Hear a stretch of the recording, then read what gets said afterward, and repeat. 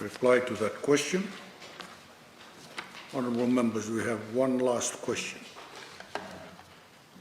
This question, I had made the ruling that it will be held over from Monday because the Minister to answer the question was not here. But I was confident in her powers of recovery. And if she had turned up, we'll ask the question. So we have time. Now I give the floor to the Honourable Lenora Herregera-Tambua to ask question 53/2020. You have the floor, ma'am. Thank you, Mr. Speaker, and welcome back, Honourable Minister. My question, Mr. Speaker, is could the Minister inform Parliament why the government has, for almost 5 years, failed to fulfil its 2015 budget policy announced in November 2014 of providing tablets or laptops as per its objective of the one laptop or one tablet per child to all primary and secondary school students, which would be so critical now to online learning, especially with disruption to school caused by COVID-19. Thank you, Speaker.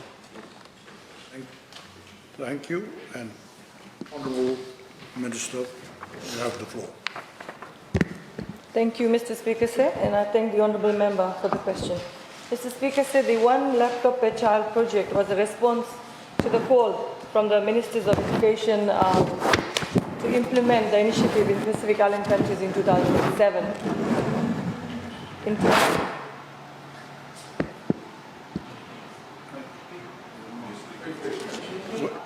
No, that's okay. When you rub against the mic. Mr. Speaker, sir, if I can go back. It's just your electricity.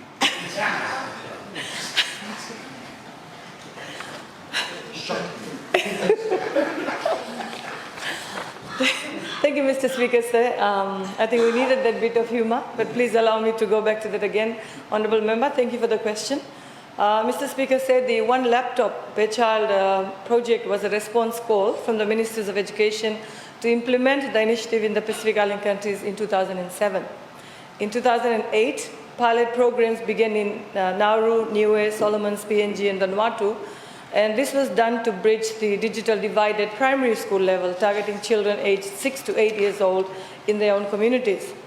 The One Laptop Per Child in Fiji was to run over a 5-year program in 3 phases, with a target of deploying in 50% of the then 735 primary schools in Fiji. The first phase was planned to establish 3 model schools in Suva as a reference point of contact for schools embarking on the main pilot, which initially targeted 30 rural remote schools around Fiji.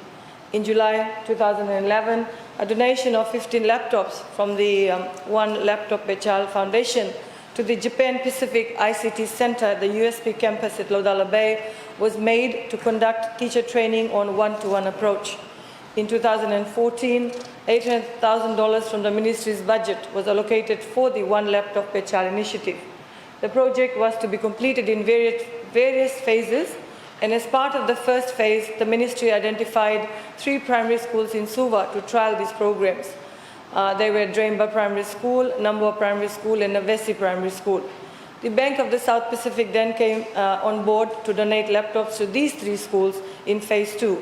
Phase 1 was completed and funded by the ministry. Mr. Speaker, sir, in phase 1, the ministry carried out preliminary works which involved installation of servers, projectors, air conditioners, and electrical works before providing these schools with a laptop. Unfortunately, Mr. Speaker, in 2016, Tropical Cyclone Winston caused damages to 495 out of our existing 908 schools, costing the government more than $240 million, which led to the holding off of this initiative. We were progressing well until the nation was unfortunately, as I said, hit by a Category 5 cyclone, and all hands on deck came on board for the rehabilitation efforts. I'd also like to inform the honourable members there was a shift in government priorities then, and as a result, Ministry till today has not been able to commence with the other phases of this project. We halted everything to respond to TC Winston because our children were homeless and hungry. Sitting in tents on the wet floors, the main priority for the government was to put a roof over their heads and books in their hands. Winston, with its massive infrastructural damage, took its toll on our e-learning plans, and we had to re-strategize and reprioritize. With 490 schools badly damaged and more than $240 million as rehabilitation cost, we had to relocate funds to this massive rehabilitation process. It only needs an intellectual mind and a human heart to understand the shift in our government priorities.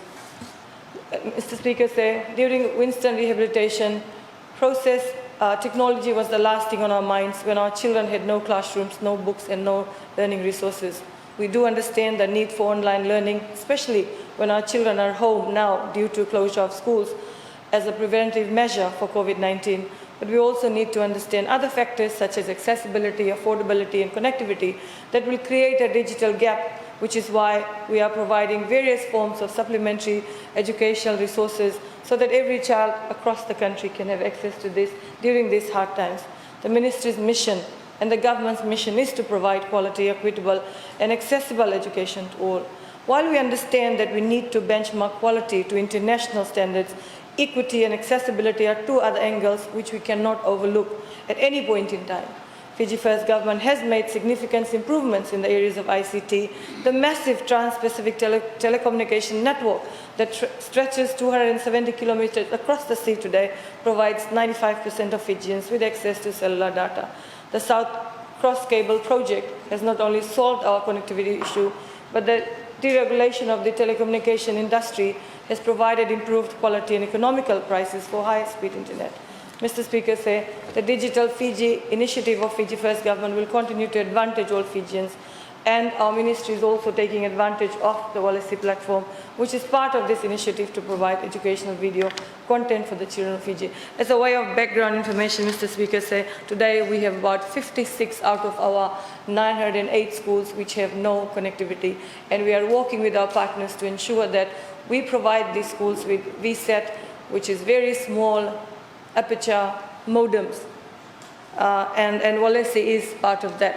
So we are on the right track. Unfortunately, Honourable Member and members of the House, I said this initiative, one laptop per child, had to be shelved because we had to reprioritize and re-strategize. Thank you, Mr. Speaker. I thank the Honourable Minister. Honourable Anora Gergeratumbu, you have the floor. Thank you, Honourable Speaker. Thank you, Honourable Minister.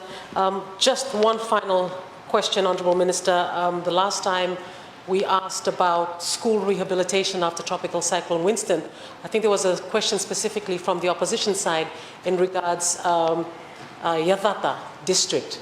And at that time, I think it was just a few months ago, there still had not been any rehabilitation works.